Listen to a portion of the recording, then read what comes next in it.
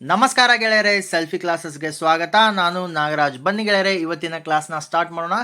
ಗೆಳೆಯರೆ, ಕ್ಲಾಸನ್ನು ಸ್ಟಾರ್ಟ್ ಮಾಡೋಕ್ಕಿಂತ ಮುಂಚೆ ಇನ್ನೂ ಯಾರು ನಮ್ಮ ಚಾನಲ್ನ ಸಬ್ಸ್ಕ್ರೈಬ್ ಮಾಡಿಲ್ಲ, ಲೈಕ್ ಮಾಡಿ, ಶೇರ್ ಮಾಡಿ, ಸಬ್ಸ್ಕ್ರೈಬ್ ಮಾಡೋದನ್ನು ಮರಿಬೇಡಿ. ಬೆಲ್ ಬಟನ್ನ ಒತ್ತಿ ಗೆಳೆಯರೆ, ಯಾಕಂದರೆ ನಾವು ಅಪ್ಲೋಡ್ ಮಾಡೋಂಥ ವೀಡಿಯೋಗಳ ನೋಟಿಫಿಕೇಶನ್ ನಿಮಗೆ ಬರ್ತಾ ಇರುತ್ತೆ.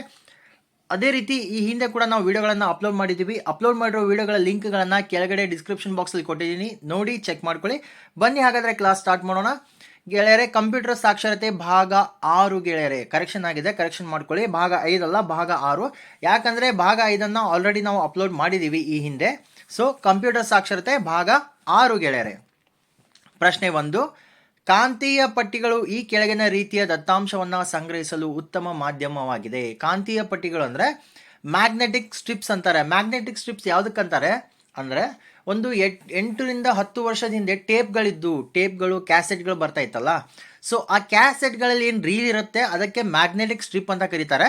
ಸೊ ಕಾಂತೀಯ ಪಟ್ಟಿಗಳು ಈ ಕೆಳಗಿನ ರೀತಿಯ ದತ್ತಾಂಶವನ್ನು ಸಂಗ್ರಹಣೆ ಮಾಡಲು ಉತ್ತಮ ಅಂತ ಹೇಳ್ತಾರೆ. ಯಾವ ರೀತಿಯ ದತ್ತಾಂಶ ಅಂದರೆ, ಆಪ್ಷನ್ ಎ ಬೆಂಬಲದ ಹಾಗೂ ಅಲ್ಪ ಗಾತ್ರದ ದತ್ತಾಂಶ, ಆಪ್ಷನ್ ಬಿ ಬೆಂಬಲದ ಹಾಗೂ ಅಧಿಕ ಗಾತ್ರದ ದತ್ತಾಂಶ, ಆಪ್ಷನ್ ಸಿ ಮೂಲದ ಆದರೆ ಅಲ್ಪ ಗಾತ್ರದಾಗಿರುವ ದತ್ತಾಂಶ, ಆಪ್ಷನ್ ಡಿ ಮೂಲದ ಆದರೆ ಅಧಿಕ ಗಾತ್ರದ್ದಾಗಿರುವ ದತ್ತಾಂಶ. ಯಾವ ರೀತಿಯ ದತ್ತಾಂಶ ಅಂತ ಕೇಳ್ತಾ ಇದ್ದಾರೆ, ಬನ್ನಿ ನೋಡೋಣ.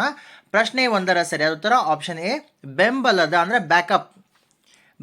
ಬ್ಯಾಕಪ್ ಹಾಗೂ ಅಲ್ಪ ಗಾತ್ರದ ದತ್ತಾಂಶವನ್ನು ಸಂಗ್ರಹಿಸಲು ಕಾಂತೀಯ ಪಟ್ಟಿಗಳು ಉತ್ತಮ ಮಾಧ್ಯಮ ಗೆಳೆಯರೆ. ಓಕೆನಾ. ಪ್ರಶ್ನೆ 2, ಹಾರ್ಡ್ ಡಿಸ್ಕ್ ಮತ್ತು ಸಿಡಿಗಳು ಯಾವುದಕ್ಕೆ ಉದಾಹರಣೆಯಾಗಿದೆ. Option A backup, option B ದತ್ತಾಂಶ ಸಂಗ್ರಹಣೆ, ಆಪ್ಷನ್ ಸಿ ಸ್ಮರಣೆ, ಆಪ್ಷನ್ ಡಿ ಬಿ ಮತ್ತು ಸಿ ಎರಡೂ. ಹಾರ್ಡ್ ಡಿಸ್ಕ್ ಮತ್ತು ಸಿಡಿಗಳು ಯಾವುದಕ್ಕೆ ಉದಾಹರಣೆ ಅಂತ ಕೇಳ್ತಾ ಇದ್ದಾರೆ. ಪ್ರಶ್ನೆ 2ರ ಸರಿಯಾದ ಉತ್ತರ ಆಪ್ಷನ್ ಬಿ ದತ್ತಾಂಶ ಸಂಗ್ರಹಣೆ ಅಂದರೆ ಡೇಟಾವನ್ನು ಸೇವ್ ಮಾಡಲಿಕ್ಕೆ ಹಾರ್ಡ್ ಡಿಸ್ಕ್ ಮತ್ತು ಸಿಡಿಗಳು ಒಂದು ಉತ್ತಮ ಉದಾಹರಣೆ. ಪ್ರಶ್ನೆ 3, ಸಿಡಿಗಳು ಯಾವ ಆಕಾರದಲ್ಲಿ ಇರುತ್ತವೆ ಅಂತ ಕೇಳ್ತಾ ಇದ್ದಾರೆ. ಆಪ್ಷನ್ ಎ ಚತುರ್ಭುಜ, ಆಪ್ಷನ್ ಬಿ ಆಯತ, ಆಪ್ಷನ್ ಸಿ ವೃತ್ತ, ಆಪ್ಷನ್ ಡಿ ಷಡ್ಭುಜ. ಸಿಡಿಗಳನ್ನು ಎಲ್ಲರೂ ನೋಡಿದ್ದೀರಾ. ಸಿಡಿ, DVD, ಹಾರ್ಡ್ ಡಿಸ್ಕ್ಗಳು ಯಾವ ರೀತಿಯಲ್ಲಿ ಯಾವ ಆಕಾರದಲ್ಲಿ ಇರುತ್ತೆ. ಪ್ರಶ್ನೆ 3ರ ಸರಿಯಾದ ಉತ್ತರ ಆಪ್ಷನ್ ಸಿ ವೃತ್ತಾಕಾರದಲ್ಲಿ ಇರುತ್ತೆ ಗೆಳೆಯರೆ. ಸಿಡಿಗಳು, DVDಗಳು, ಹಾರ್ಡ್ ಡಿಸ್ಕ್ಗಳು ವೃತ್ತಾಕಾರ ಆಕಾರದಲ್ಲಿ ಇರುತ್ತೆ. ಪ್ರಶ್ನೆ 4, ಸಿಡಿಯು ಯಾವ ರೀತಿಯ ದತ್ತಾಂಶ ಸಂಗ್ರಹಣ ಸಾಧನವಾಗಿದೆ. ಆಪ್ಷನ್ ಎ ಕಾಂತೀಯ ಅಂದರೆ ಮ್ಯಾಗ್ನೆಟಿಕ್, ಆಪ್ಷನ್ ಬಿ ದೃಷ್ಟಿ ಅಂದರೆ ಲೇಸರ್ ಲೈಟ್, ಆಪ್ಷನ್ ಸಿ ವಿದ್ಯುನ್ಮಾನ ಅಂದರೆ ಎಲೆಕ್ಟ್ರಿಕ್, ಆಪ್ಷನ್ ಡಿ ವಿದ್ಯುತ್ ಯಾಂತ್ರಿಕ. ಸಿಡಿ ಯಾವ ರೀತಿಯ ದತ್ತಾಂಶ ಸಂಗ್ರಹಣ ಮಾಧ್ಯಮವಾಗಿದೆ ಅಂತ ಕೇಳ್ತಾ ಇದ್ದಾರೆ. ಪ್ರಶ್ನೆ 4ರ ಸರಿಯಾದ ಉತ್ತರ ಆಪ್ಷನ್ ಬಿ ದೃಷ್ಟಿ ಅಂದರೆ ಲೇಸರ್ ಲೈಟ್ ರೀತಿಯ ಸಂಗ್ರಹಣ ಸಾಧನವಾಗಿದೆ. ಯಾವುದು? ಸಿಡಿ ಗೆಳೆಯರೆ. ಓಕೆನಾ. ಪ್ರಶ್ನೆ 5, ದ್ವಿತೀಯ ಶೇಖರಣೆಯಿಂದ ಅಂದರೆ ಸೆಕೆಂಡರಿ ಸ್ಟೋರೇಜ್. ದ್ವಿತೀಯ ಶೇಖರಣೆ ಅಂದರೆ ಸೆಕೆಂಡರಿ ಸ್ಟೋರೇಜ್ ಗೆಳೆಯರೆ. ಸೆಕೆಂಡರಿ ಸ್ಟೋರೇಜ್ ಇಂದ ದತ್ತಾಂಶವನ್ನು ಪಡೆದುಕೊಳ್ಳುವುದಕ್ಕೆ ಮುಖ್ಯವಾದ 2 ವಿಧಾನಗಳು ಅಥವಾ ಸಂಯೋಜನೆಗಳು ಯಾವುವು ಅಂತ ಕೇಳ್ತಾ ಇದ್ದಾರೆ. ಆಪ್ಷನ್ ಎ ಪರೋಕ್ಷ ಮತ್ತು ರ್ಯಾಂಡಮ್ ಆಕ್ಸೆಸ್, ಆಪ್ಷನ್ ಬಿ ನೇರ ಮತ್ತು ಅನುಕ್ರಮಣಿಕೆ ಆಕ್ಸೆಸ್, ಆಪ್ಷನ್ ಸಿ ಸಾಪೇಕ್ಷ ಮತ್ತು ರ್ಯಾಂಡಮ್ ಆಕ್ಸೆಸ್, ಆಪ್ಷನ್ ಡಿ ನೇರ ಮತ್ತು ರ್ಯಾಂಡಮ್ ಆಕ್ಸೆಸ್. ಪ್ರಶ್ನೆ ಏನು ಅಂದರೆ, ಸೆಕೆಂಡರಿ ಸ್ಟೋರೇಜ್ ಇಂದ ದತ್ತಾಂಶವನ್ನು ಯಾವ ರೀತಿ ಪಡ್ಕೊಳ್ಳುವಂಥ ಮುಖ್ಯವಾದ 2 ವಿಧಾನ ಯಾವುದು ಅಂತ ಕೇಳ್ತಾ ಇದ್ದಾರೆ.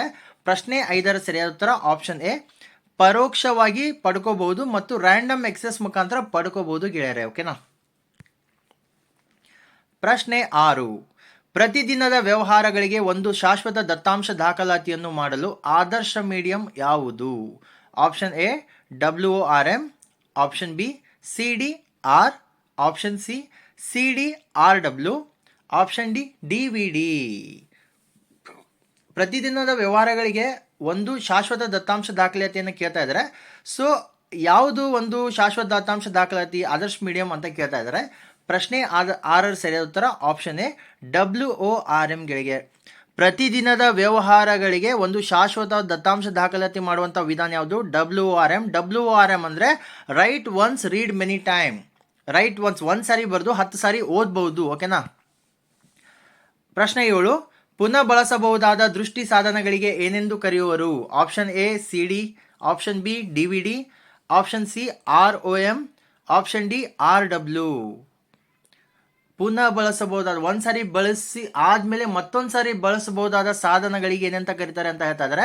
ಪ್ರಶ್ನೆ 7ರ ಸರಿಯಾದ ಉತ್ತರ ಆಪ್ಷನ್ ಡಿ RW ಅಂತ ಕರೀತಾರೆ. RW ಅಂದ್ರೆ ರೀರೈಟೇಬಲ್ ಅಂದ್ರೆ ಮತ್ತೆ ಅದರಲ್ಲಿ ಬರೀಬಹುದು. ಬರ್ದಿದ್ದನ್ನು ಅಳಿಸಾಕಿ ಮತ್ತೆ ಬರಿಬಹುದು ಗೆಳೆಯರೆ. ಓಕೆನಾ. ಪ್ರಶ್ನೆ 8, CD ಇಂದ ಆಗುವ ಪ್ರಕ್ರಿಯೆಗಳು ಯಾವುವು ಅಂತ ಕೇಳ್ತಾ ಇದ್ದಾರೆ. Option A read, option B right, option C read and right, option D ಯಾವುದು ಅಲ್ಲ. CD ಅಂದರೆ ಕಾಂಪ್ಯಾಕ್ಟ್ ಡಿಸ್ಕ್. ಕಾಂಪ್ಯಾಕ್ಟ್ ಡಿಸ್ಕ್ ಇಂದ ಆಗುವಂಥ ಪ್ರಕ್ರಿಯೆಗಳು ಯಾವುವು ಅಂತ ಕೇಳ್ತಾ ಇದ್ದಾರೆ. ಪ್ರಶ್ನೆ 8ರ ಸರಿಯಾದ ಉತ್ತರ option C read and write. ಓದಲೂಬಹುದು ಬರೆಯಲೂಬಹುದು CD ಯಲ್ಲಿ. ಓಕೆನಾ. ಪ್ರಶ್ನೆ 9, CD ರೋಮ್ ಮತ್ತು CD RW ಗಳಿಗಿರುವ ವ್ಯತ್ಯಾಸ ಏನು? Compact disc read only memory ಮತ್ತು ಕಾಂಪ್ಯಾಕ್ಟ್ ಡಿಸ್ಕ್ ರೀರೈಟೇಬಲ್ಗಳಿರುವ ವ್ಯತ್ಯಾಸವನ್ನು ಕೇಳ್ತಾ ಇದ್ದಾರೆ. ಆಪ್ಷನ್ ಎ ಬೇರೆ ಬೇರೆ ಕಂಪನಿಗಳು ತಯಾರಿಸುವ ಒಂದೇ ರೀತಿಯ ಸಾಮಗ್ರಿ. ಆಪ್ಷನ್ ಬಿ CD ರೋಮ್ನಲ್ಲಿ ಬರೆಯಬಹುದು ಆದರೆ CD RW ನಲ್ಲಿ ಬರೆಯಲಾಗದು. ಆಪ್ಷನ್ ಸಿ CD RW ನಲ್ಲಿ ಬರೆಯಬಹುದು ಆದರೆ CD ರೋಮ್ನಲ್ಲಿ ಬರೆಯಲಾಗದು. ಆಪ್ಷನ್ ಡಿ CD ರೋಮ್ನಲ್ಲಿ CD RW ಗಿಂತ ಹೆಚ್ಚು ದತ್ತಾಂಶ ಸಂಗ್ರಹಿಸಬಹುದು. ಸೊ CD ರೋಮ್ ಮತ್ತು CD RW ಗಿರುವಂಥ ವ್ಯತ್ಯಾಸವನ್ನು ನೋಡೋಣ ಬನ್ನಿ ಗೆಳೆಯರೆ. CD ರೋಮ್ ಮತ್ತು CD RW ಗಿರುವಂಥ ವ್ಯತ್ಯಾಸ ಏನಪ್ಪ ಅಂದರೆ CD RW ನಲ್ಲಿ ಬರೆಯಬಹುದು ಆದರೆ CD ರೋಮ್ನಲ್ಲಿ ಬರೆಯಲಾಗದು. Option C is right answer ಗೆಳೆಯರೆ. ಓಕೆನಾ. ಪ್ರಶ್ನೆ 10, ಇವುಗಳಲ್ಲಿ ಯಾವ ಡಿಸ್ಕ್ ಅನ್ನು ಕೇವಲ ಓದಲು ಮಾತ್ರ ಬಳಸಬಹುದು?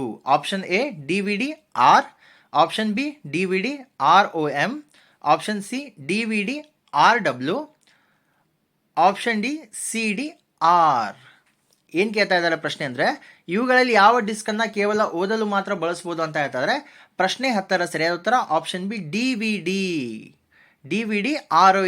ROM ಅಂದರೆ ರೀಡ್ ಓನ್ಲಿ ಮೆಮೊರಿ ಗೆಳೆಯರೆ. ಓಕೆನಾ. ನೆನಪಲ್ಲಿ ಇಟ್ಕೊಳ್ಳಿ, ರ್ಯಾಮ್ ಮತ್ತು ರೋಮನ್ನು ನೆನಪಲ್ಲಿ ಇಟ್ಕೊಳ್ಳಿ. It's a very important. ಪ್ರಶ್ನೆ 11, CD ಮತ್ತು DVDಗಳನ್ನು ಎಂತಹ ಸಾಧನಗಳು ಅಂತ ಕರೀತಾರೆ? ಏನು ಕೇಳ್ತಾ ಇದ್ದಾರೆ? CD ಮತ್ತು DVDಗಳನ್ನು ಎಂಥ ಸಾಧನಗಳು ಅಂತ ಕರೀತಾರೆ? CD ಅಂದರೆ ಕಾಂಪ್ಯಾಕ್ಟ್ ಡಿಸ್ಕ್, DVD ಅಂದರೆ ಡಿಜಿಟಲ್ ವರ್ಸ್ಟೈಲ್ ಡಿಸ್ಕ್ ಅಂತ. ಓಕೆನಾ. ಡಿಜಿಟಲ್ ವರ್ಸ್ಟೈಲ್ ಡಿಸ್ಕ್ ಅಂತ.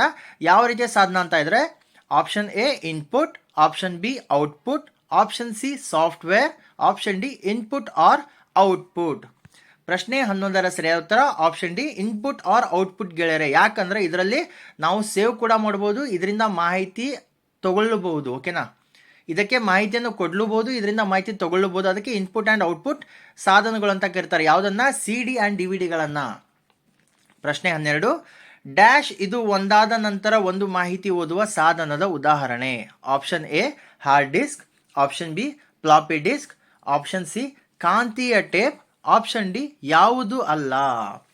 ಒಂದಾದ ನಂತರ ಇನ್ನೊಂದು ಮಾಹಿತಿಯನ್ನು ಓದುವಂಥ ಸಾಧನ ಯಾವುದು ಅಂತ ಕೇಳ್ತಾ ಇದ್ದಾರೆ. ಪ್ರಶ್ನೆ 12ರ ಸರಿಯಾದ ಉತ್ತರ ಆಪ್ಷನ್ ಸಿ ಕಾಂತೀಯ ಟೇಪ್ ಗೆಳೆಯರೆ.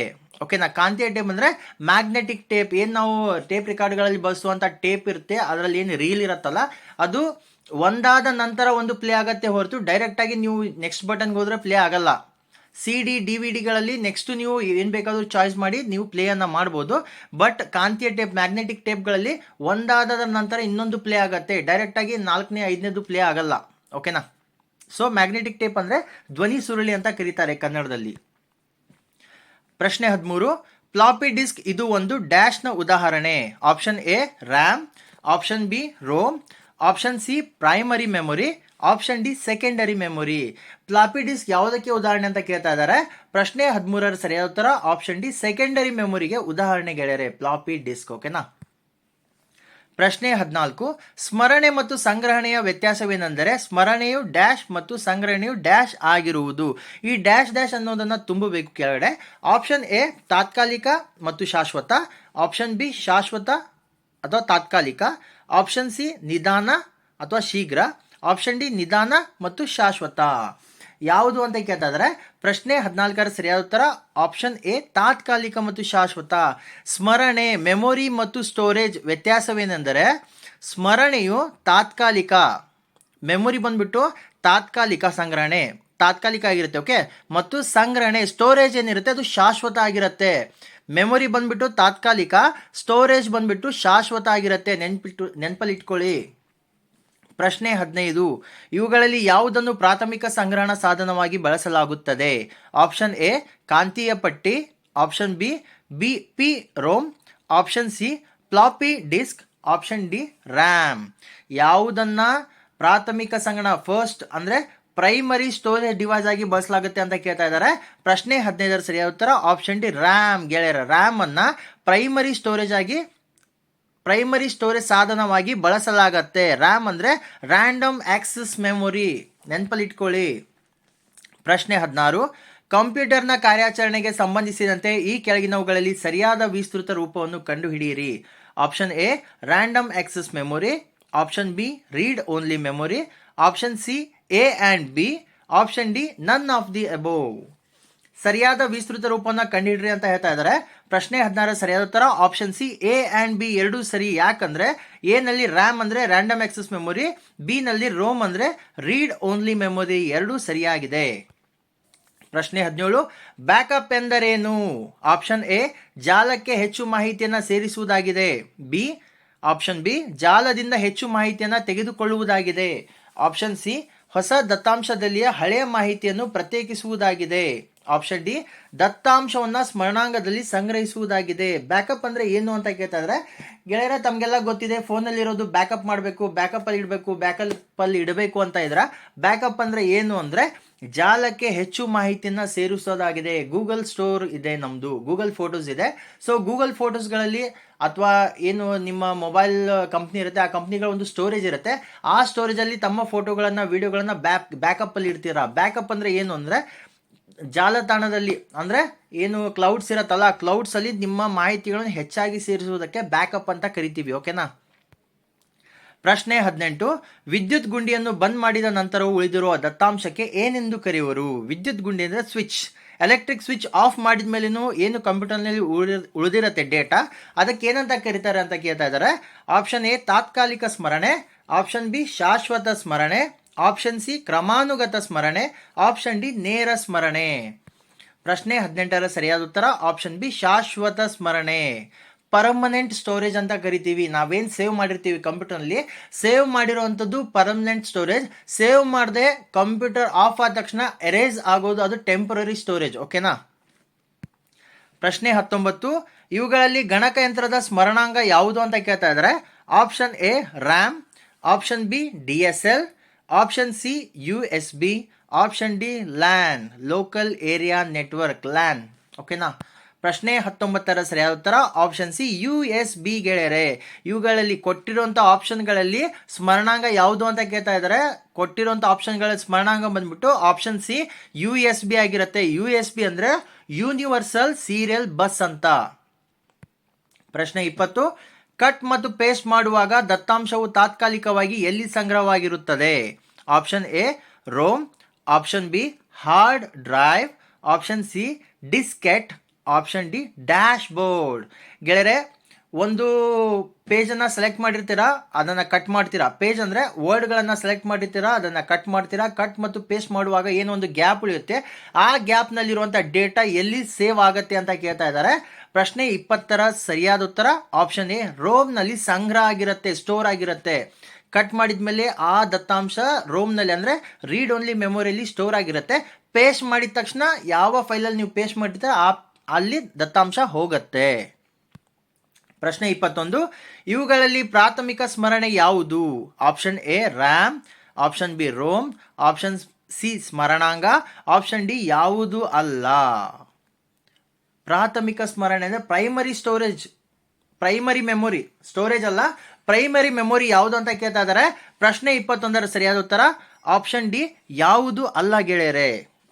ಓಕೆನಾ, ಯಾವುದು ಅಲ್ಲ. ಯಾವುದು ಯಾಕಲ್ಲ ಅಂದರೆ ಪ್ರೈಮರಿ ಮೆಮೊರಿ ಅನ್ನೋದು ನೀವು ಕರೆಂಟ್ಲಿ ಏನು ವರ್ಕ್ ಮಾಡ್ತಾ ಇರ್ತೀರಾ, ಕಂಪ್ಯೂಟರ್ ಮಾನಿಟರ್ನಲ್ಲಿ ನೀವು ಕರೆಂಟ್ಲಿ ಏನು ವರ್ಕ್ ಮಾಡ್ತಾ ಇರ್ತೀರಾ ಅದು ಬಂದ್ಬಿಟ್ಟು ಪ್ರೈಮರಿ ಮೆಮೊರಿ. ಸೇವ್ ಮಾಡಿರ್ತೀರಾ ಅದು ಸೆಕೆಂಡರಿ ಮೆಮೊರಿ ಆಗಿರುತ್ತೆ. ಓಕೆನಾ. ಪ್ರೈಮರಿ ಮೆಮೊರಿ ಬಂದ್ಬಿಟ್ಟು ಕರೆಂಟ್ಲಿ ನೀವೇನು ವರ್ಕ್ ಮಾಡ್ತಾ ಇರ್ತೀರಾ ಅದು ಬಂದ್ಬಿಟ್ಟು ಪ್ರೈಮರಿ ಮೆಮೊರಿ. ಆ ಪ್ರೈಮರಿ ಮೆಮೊರಿ ರ್ಯಾಮ್ನಲ್ಲಾಗಲಿ ರೋಮ್ನಲ್ಲಾಗಲಿ ಯಾವುದೇ ರೀತಿಯ ಸ್ಮರಣಾಂಗದಲ್ಲಿ ಇರಲ್ಲ. ಒಂದ್ಸರಿ ಏನು ಎಲೆಕ್ಟ್ರಿಕ್ ಸಪ್ಲೈ ಕಟ್ ಆಫ್ ಆಗಿಬಿಟ್ರೆ ಅದು ಪೂರ ಎರೇಸ್ ಆಗತ್ತೆ. ಒಂದ್ಸರಿ ಸೇವ್ ಮಾಡಿದ್ರೆ ಮಾತ್ರ ಅದು ಸೆಕೆಂಡರಿ ಮೆಮೊರಿ ಆಗಿರತ್ತೆ ಗೆಳೆಯರೆ. ಓಕೆನಾ. ಪ್ರಶ್ನೆ 22, ಗುಂಪಿಗೆ ಸೇರದ ಪದವನ್ನು ಆರಿಸಿ ಅಂತ ಹೇಳ್ತಾ ಇದ್ದಾರೆ. Option A RAM, option B printer, option C ROM, option D hard disk. ಗುಂಪಿಗೆ ಸೇರದ ಪದಗಳನ್ನು ಆರಿಸಿ ಅಂತ ಹೇಳ್ತಾ ಇದ್ದಾರೆ. ಪ್ರಶ್ನೆ 22ರ ಸರಿಯಾದ ಉತ್ತರ ಆಪ್ಷನ್ ಬಿ ಪ್ರಿಂಟರ್ ಗೆಳೆಯರೆ. ಪ್ರಿಂಟರ್ ಯಾಕಂದ್ರೆ ರ್ಯಾಮ್ ಬಂದು ಸ್ಟೋರೇಜ್ ಡಿವೈಸ್, ರೋಮ್ ಬಂದ್ಬಿಟ್ಟು ಸ್ಟೋರೇಜ್ ಡಿವೈಸ್, ಹಾರ್ಡ್ ಡಿಸ್ಕ್ ಬಂದ್ಬಿಟ್ಟು ಸ್ಟೋರೇಜ್ ಡಿವೈಸ್. ಪ್ರಿಂಟರ್ ಬಂದ್ಬಿಟ್ಟು ಸ್ಟೋರೇಜ್ ಡಿವೈಸ್ ಅಲ್ಲ. ಓಕೆನಾ. ಪ್ರಶ್ನೆ 23, ಸಿಪಿಯು ಪ್ರಸ್ತುತ ಸಂಸ್ಕರಿಸುತ್ತಿರುವ ದತ್ತಾಂಶವು ಎಲ್ಲಿ ಇರುತ್ತದೆ? Option A CMOS, option B ROM ROM, option C RAM, option D ASCII. CPU ಪ್ರಸ್ತುತ ಸಂಸ್ಕರಿಸುತ್ತಿರುವ ದತ್ತಾಂಶ, ಪ್ರೆಸೆಂಟ್ಲಿ ವರ್ಕ್ ಮಾಡ್ತಾ ಇರೋ ದತ್ತಾಂಶ ಎಲ್ಲಿರತ್ತೆ ಅಂತ ಕೇಳ್ತಾ ಇದ್ದಾರೆ. ಪ್ರಶ್ನೆ 23ರ ಸರಿಯಾದ ಉತ್ತರ ಆಪ್ಷನ್ ಸಿ ರ್ಯಾಮ್ನಲ್ಲಿರತ್ತೆ. ರ್ಯಾಮ್ ಅಂದರೆ ರ್ಯಾಂಡಮ್ ಎಕ್ಸೆಸ್ ಮೆಮೊರಿ ಗೆಳೆಯರೆ. ಪ್ರೆಸೆಂಟ್ಲಿ ನೀವು ಏನು ವರ್ಕ್ ಮಾಡ್ತಾ ಇರ್ತೀರ ಸಿಸ್ಟಮಲ್ಲಿ, ಮಾನಿಟರ್ನಲ್ಲಿ, ಆ ಏನು ವರ್ಕ್ ಮಾಡುವಂಥ ಡೇಟಾ ಏನಿದೆ ಅದು ರ್ಯಾಮ್ನಲ್ಲಿರುತ್ತೆ. ಒಂದ ತಕ್ಷಣ ಸಡನ್ಲಿ ಎಲೆಕ್ಟ್ರಿಕ್ ಆಫ್ ಆದರೆ, EB ಸಪ್ಲೈ ಫೇಲ್ಯೂರ್ ಆಗಿ ನಿಮ್ಮ ಕಂಪ್ಯೂಟರ್ ಆಫ್ ಆದರೆ ಅದೆಲ್ಲ ಎರೇಸ್ ಆಗುತ್ತೆ. ಪ್ರೈಮರಿ ಮೆಮೊರಿ ಬಂದ್ಬಿಟ್ಟು ಎಲ್ಲಿರುತ್ತೆ? ರ್ಯಾಮ್ನಲ್ಲಿ ಸೇವ್ ಆಗಿರಲ್ಲ, ರ್ಯಾಮ್ನಲ್ಲಿ ಇರುತ್ತೆ. ಓಕೆನಾ. ಸೇವ್ ಆದ ತಕ್ಷಣ ಅದು ಸೆಕೆಂಡರಿ ಮೆಮೊರಿ ಆಗಿರುತ್ತೆ. ಪ್ರಶ್ನೆ 24, ರ್ಯಾಮ್ಗೆ ಸಂಬಂಧಿಸಿದಂತೆ ಯಾವ ಹೇಳಿಕೆ ಸರಿ ಇದೆ? ಆಪ್ಷನ್ ಎ ವಿದ್ಯುತ್ ಗುಂಡಿಯನ್ನು ಆಫ್ ಮಾಡಿದ ನಂತರವೂ ದತ್ತಾಂಶವನ್ನು ಸಂಗ್ರಹಿಸಿಡುವುದು. ಆಪ್ಷನ್ ಬಿ ಇದೊಂದು ಓದು ಬರೆ ಸ್ಮರಣೆಯಾಗಿದೆ. ಆಪ್ಷನ್ ಸಿ ಇದೊಂದು ಪರಿಕರವಾಗಿದೆ. Option D read access memory. ಪ್ರಶ್ನೆ 24ರ ಸರಿಯಾದ ಉತ್ತರ ಆಪ್ಷನ್ ಬಿ ಇದೊಂದು ಓದು ಬರೆ ಸ್ಮರಣೆಯಾಗಿದೆ. ರ್ಯಾಮ್ ರ್ಯಾಂಡಮ್ ಆಕ್ಸೆಸ್ ಮೆಮೊರಿ ಇದೊಂದು ಓದು ಬರೆ ಸ್ಮರಣೆಯಾಗಿದೆ ಗೆಳೆಯರೆ. ಓಕೆನಾ. ಪ್ರಶ್ನೆ 25, ಇವುಗಳಲ್ಲಿ ಅತ್ಯಂತ ವೇಗದೊಂದಿಗೆ ಕಾರ್ಯನಿರ್ವಹಿಸುವ ಮೆಮೊರಿ ಯಾವುದು ಅಂತ ಕೇಳ್ತಾ ಇದ್ದಾರೆ. Option A hard disk, option B DVD, option C cache memory, option D static RAM. ಅತ್ಯಂತ ವೇಗದೊಂದಿಗೆ ಕಾರ್ಯನಿರ್ವಹಿಸುವಂಥ ಮೆಮೊರಿ ಯಾವುದು ಅಂತ ಕೇಳ್ತಾ ಇದ್ದಾರೆ. It's a very very important ಪ್ರಶ್ನೆ. KPSCಗಳಲ್ಲಿ ಈ ಪ್ರಶ್ನೆಯನ್ನು ಕೇಳಿದ್ದಾರೆ. ಪ್ರಶ್ನೆ 25ರ ಸರಿಯಾದ ಉತ್ತರ ಆಪ್ಷನ್ ಸಿ ಕಚೆ ಮೆಮೊರಿ ಗೆಳೆಯರೆ. ಕಚೆ ಮೆಮೊರಿ ಏನಿದೆ ಇದು ಕಂಪ್ಯೂಟರ್ಗಳಲ್ಲೇ ಆಗಲಿ ಮೊಬೈಲ್ಗಳಲ್ಲೇ ಆಗಲಿ ಅತ್ಯಂತ ವೇಗದೊಂದಿಗೆ ಕಾರ್ಯನಿರ್ವಹಿಸುವಂಥ ಮೆಮೊರಿ ಆಗಿದೆ ಗೆಳೆಯರೆ ಇದು. ಓಕೆನಾ. ಇದನ್ನ ಯಾವಾಗ ಕೇಳಿದ್ದಾರೆ ಅಂದರೆ SBI ಕ್ಲರ್ಕಲ್ಲಿ 2012 SBI ಕ್ಲರ್ಕ್ನಲ್ಲಿ ಈ ಪ್ರಶ್ನೆಯನ್ನ ಕೇಳಿದ್ದಾರೆ. ಪ್ರಶ್ನೆ 26, ವಿದ್ಯುತ್ ಗುಂಡಿಯನ್ನು ಆಫ್ ಮಾಡಿದ ನಂತರ ಯಾವ ರೀತಿಯ ಸಾಧನದಲ್ಲಿ ಸ್ಮರಣೆಯು ಅಳಿಸಿ ಹೋಗುವುದು? Option A ROM, option B RAM, option C cache, option D dynamic. ಪ್ರಶ್ನೆ 26ರ ಸರಿಯಾದ ಉತ್ತರ ಆಪ್ಷನ್ ಬಿ ರ್ಯಾಮ್ ಗೆಳೆಯರೆ. Random access memory. ನಿಮಗೆ ನಾನೀಗ 8 ಸರಿ ಹೇಳಿದ್ದೀನಿ. ರ್ಯಾಮ್ನಲ್ಲಿರುವಂಥ ಏನು ಸ್ಟೋರ್ ಆಗಿರುತ್ತೆ, ಸ್ಟೋರ್ ಅಂದರೆ ಸೇವ್ ಆಗಿರಲ್ಲ, ರ್ಯಾಮ್ನಲ್ಲಿರುವಂಥ ಮೆಮೊರಿ ಬಂದ್ಬಿಟ್ಟು ಕರೆಂಟ್ ಆಫ್ ಆದ ತಕ್ಷಣ ನೀವು ಸೇವ್ ಮಾಡಿಲ್ಲ ಅಂದರೆ ಅದು ಎರೇಸ್ ಆಗುತ್ತೆ. ಅದು ಎಲ್ಲಿರುತ್ತೆ? ರ್ಯಾಮ್ನಲ್ಲಿರುತ್ತೆ. ರ್ಯಾಮ್ ಅಂದರೆ random access memory. Primary memory ಅನ್ನೋದು ನೀವೇನು ಕರೆಂಟ್ಲಿ ವರ್ಕ್ ಮಾಡ್ತಾ ಇರುತ್ತೆ ಅದು ಪ್ರೈಮರಿ ಮೆಮೊರಿ. ಒಂದ್ಸರಿ ನೀವು ಸೇವ್ ಮಾಡಿದ ಮೇಲೆ ಅದು ಸೆಕೆಂಡರಿ ಮೆಮೊರಿ ಆಗಿ ಕನ್ವರ್ಟ್ ಆಗುತ್ತೆ. ನೀವು ಸೇವ್ ಮಾಡಿಲ್ಲ ಅಂದರೆ ಕರೆಂಟ್ ಆಫ್ ಆದರೆ ಅದು ಎರೇಸ್ ಆಗುತ್ತೆ ಗೆಳೆಯರೆ. ಪ್ರಶ್ನೆ 27, ರ್ಯಾಮ್ ಅನ್ನು ತಾತ್ಕಾಲಿಕ ಸ್ಮರಣೆ ಎಂದು ಕರೆಯಲು ಕಾರಣವೇನು? Option A read and right ಎರಡೂ ಕಾರ್ಯಗಳಿಗೆ ಬಳಸುವರು. ಆಪ್ಷನ್ ಬಿ ನೇರ ಲಭ್ಯ ಸ್ಮರಣೆಯಾಗಿದೆ. ಆಪ್ಷನ್ ಸಿ ದತ್ತಾಂಶದ ಉಳಿಕೆಗೆ ನಿರಂತರ ವಿದ್ಯುತ್ ಪ್ರಸರಣ ಅಗತ್ಯವಿದೆ.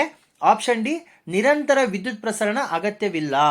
ರ್ಯಾಮ್ ಅನ್ನ ತಾತ್ಕಾಲಿಕ ಸ್ಮರಣೆ ಮೆಮೊರಿ ಅಂತ ಯಾಕೆ ಕೇಳ್ತಾರೆ ಅಂತ ಕೇಳ್ತಾ ಇದ್ದಾರೆ.